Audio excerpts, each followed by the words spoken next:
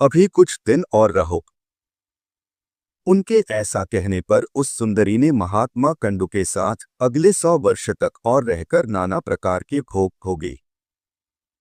तब भी उसके यह पूछने पर कि भगवान, मुझे स्वर्गलोक को जाने की आज्ञा दीजिए। ऋषि ने यही कहा कि अभी और ठहरो। तदंतर 100 वर्ष से कुछ अधिक बीत जाने पर उस सुमुखी ने प्रणययुक्त मुस्कान से सुशोभित वचनों में फिर कहा, ब्रह्म, अब मैं स्वर्ग को जा रही हूँ।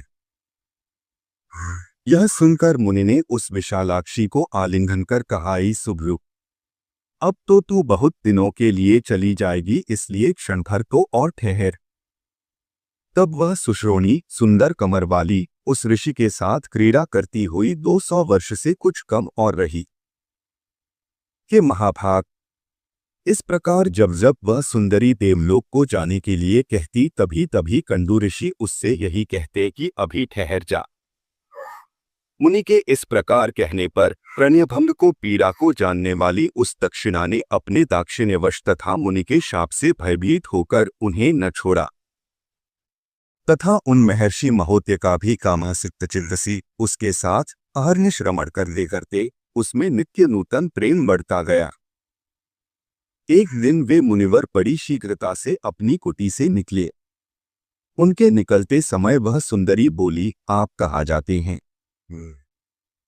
उसके इस प्रकार पूछने पर मुनि ने कहा, हे शुभे, दिन अस्त हो चुका है, इसलिए मैं संध्योपासना करूंगा, नहीं तो नित्य क्रिया नष्ट हो जाएगी।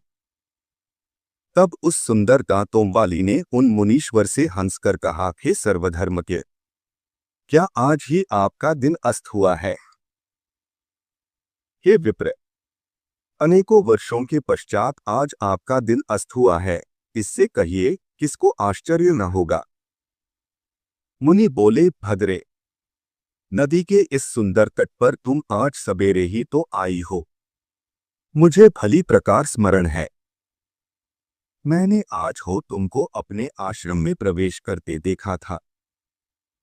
अब दिन के समाप्त होने पर यह संध्या काल हुआ है, फिर सच तो कहो, ऐसा उपहास क्यों करती हो?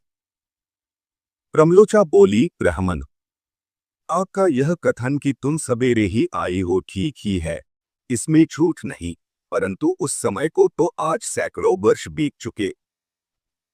सोम ने कहा। तब उन पिप्रवर ने उस विशालाक्षी से कुछ घबराकर पूछा, अरे भीरु, ठीक ठीक बता, तेरे साथ रमण करते मुझे कितना समय बीत गया? प्रमलोचा ने कहा,